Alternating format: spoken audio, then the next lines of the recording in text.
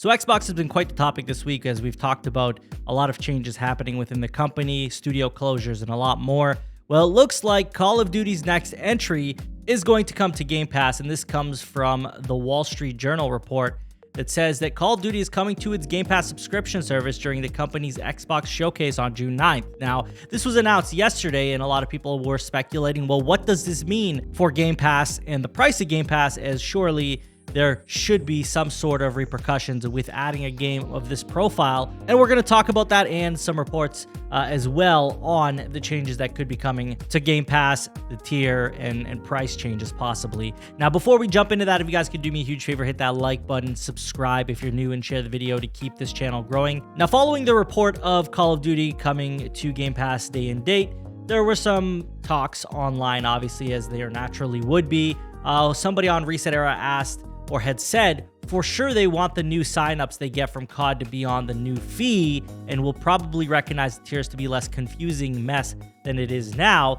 And Shinobi, very well renowned online with games and information and leaks, says there will be changes, yes, but gives no further detail on what those changes could imply, as we don't actually have any more information, at least not coming from legitimate sources. Now, Tom reported for us earlier this week that the key questions now are whether Xbox Game Pass remains at its current price point, or whether Call of Duty might only be included as an incentive for a new tier. Now, this is the big thing here. A lot of people are questioning, what does this mean? Because surely it does not mean Game Pass stays exactly as it is, especially with all the reports that have come out and how Microsoft is trying to make more money than ever from their Xbox division, given the declines that they're seeing through hardware sales, amongst other things, and studio closures.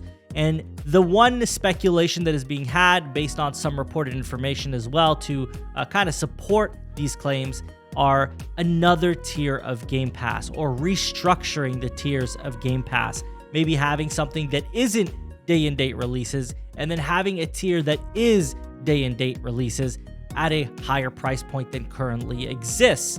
So I think that those are probably the best bet. I think that Microsoft likely doesn't want to make too many tiers of Game Pass because it's going to confuse people. It's going to make things a little more convoluted, because you're going to wonder, okay, well, what comes with the basic or core? What comes with the standard Game Pass, and what comes with the ultimate Game Pass, right? You need to make it super clear what the case is, and I think the best way to make it clear is to be like, hey, we have standard Game Pass where we're going to have many titles for you to choose from and to play from, and then we're going to have the ultimate experience for Game Pass, which is going to be day and date all releases, including all Activision, Blizzard King titles, everything, right? Because the big question is, how do we allow ourselves to take an inevitable type of loss, possibly with Call of Duty being on Game Pass, right? Because you can't look at it any other way. People are not going to be spending $70. They could sign up for Call of Duty for a month,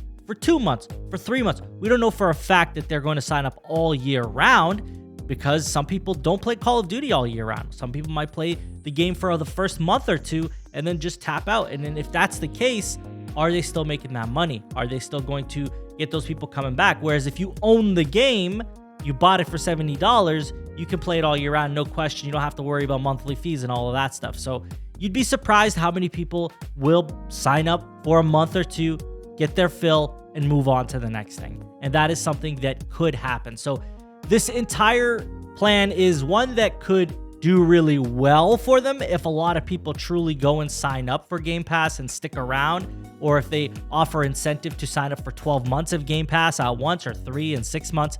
It's going to all very much depend on how the audience is towards this announcement, right? Are they receptive?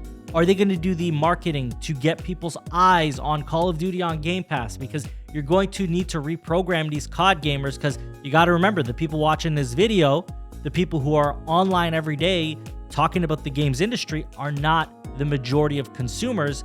So you're going to need to get this messaging to the average consumer who plays Call of Duty. And that is going to be through marketing, commercials, ads, stuff like this is the only way I could see them doing that. Now, again, if they are successful, this could be a big move for Microsoft to stay afloat in terms of their Xbox division and keeping them intact. And then if they also support those Call of Duty titles with a cadence of good experiences back to back to back, month after month, then I feel like they could make Game Pass viable. But I do think there are a lot of caveats to it as well, because if there is a misstep, if things don't go the way they plan, and we know Microsoft is not patient. If they don't see results quickly, they make drastic moves, as we saw with the 4 studio closures with Bethesda.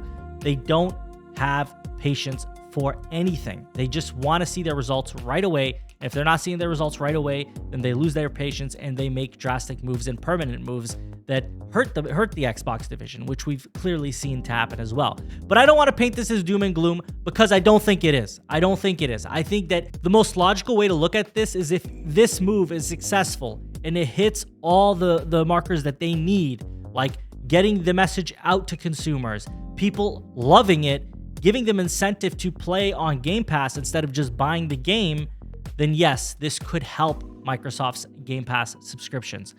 I don't know if that will be the case, because I feel like there is so much that is wrong with the Game Pass model. There is so much that's wrong with the Xbox platform in terms of their trajectory and how they've been in this entire generation, even Xbox One generation, that I have a hard time believing that they can bounce back strong just from this move alone. But we'll see what happens. I don't want to write them off. I think that there's definitely potential here.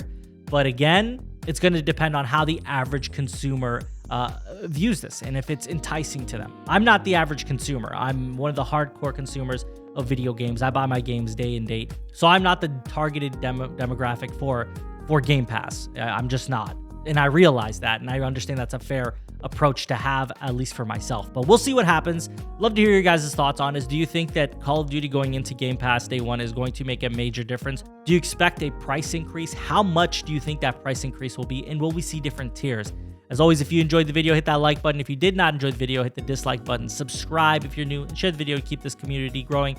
I thank y'all for watching. Take care.